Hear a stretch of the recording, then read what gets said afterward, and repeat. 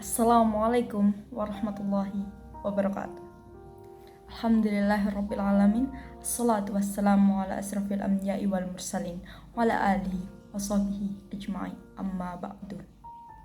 Kepada Bunda yang saya hormati serta teman-teman kelas 11.5 yang saya banggakan, puji syukur marilah kita panjatkan kehadirat Allah Subhanahu wa taala atas segala nikmat yang diberikan kepada kita semua.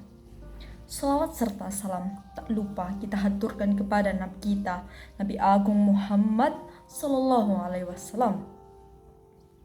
Teman-teman yang saya sayangi, pada kesempatan ini perkenankan saya Haya Raja Sabitah untuk menyampaikan pidato dengan tema Pandangan Islam mengenai kekhawatiran remaja akan masa depan.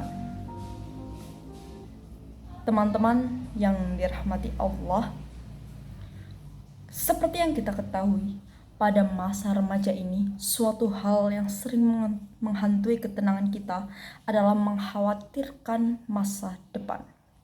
Tentang apa yang nanti akan terjadi, bagaimana nilai rapot, masuk universitas mana, maupun mengenai kehidupan di masa depan.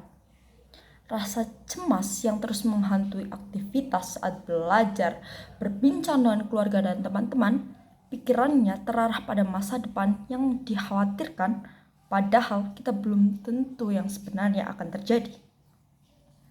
Kekhawatiran yang ada pada manusia sama saja dengan meremehkan kebijaksanaan dan kemampuan Allah Subhanahu wa taala untuk menyediakan masa depan. Jika umat muslim harus khawatir tentang masa depan, hari penghakiman adalah satu-satunya masa depan yang kita tahu pasti dan layak untuk dicemaskan. Allah berfirman pada surat At-Taubah ayat 51 yang artinya, sekali-kali tidak akan menimpa kami, melainkan apa yang telah ditetapkan Allah untuk kami. Dialah pelindung kami dan hanya kepada Allah orang-orang yang berfirman harus bertawakal.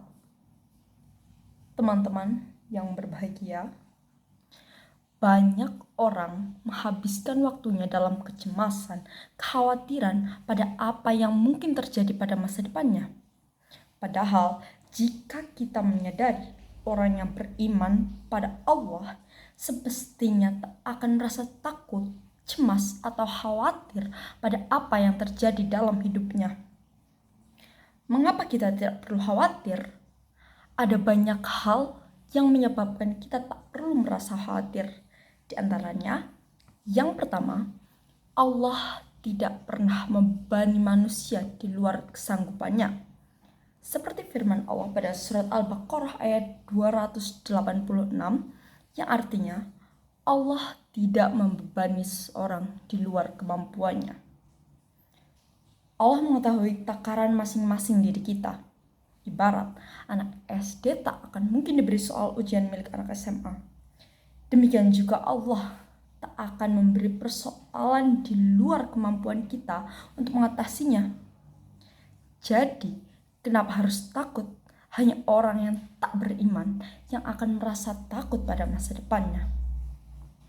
Yang kedua, mengapa kita harus khawatir? Tugas manusia hanyalah berserah diri pada Allah dan berbuat baik pada sesama.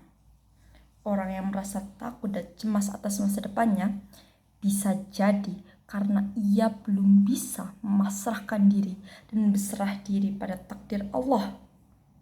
Dalam firman-Nya, dalam surat Al-Baqarah ayat 112, Allah berfirman, yang artinya, barang siapa yang menyerahkan diri kepada Allah sedang ia berbuat kebajikan, maka baginya pahala di sisi Tuhannya dan tidak ada kekhawatiran terhadap mereka dan tidak pula mereka bersedih hati. Yang terakhir adalah setiap urusan orang mukmin bernilai kebaikan. Jika kita beriman, segala yang menimpa kita akan selalu bernilai kebaikan.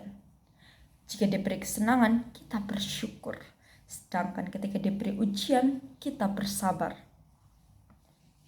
Diriwayatkan oleh hadis riwayat Muslim nomor 2999, Sungguh menakjubkan urusan seorang muslim. Semua urusannya adalah baik baginya.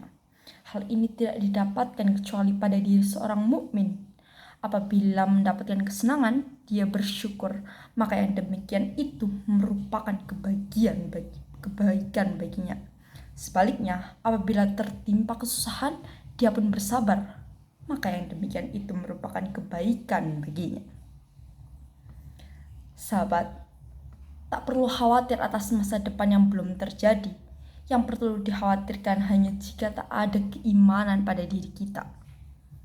Sehingga kita harus selalu siap akan masa depan yang kita hadapi, karena takdir sudah ditentukan oleh Allah.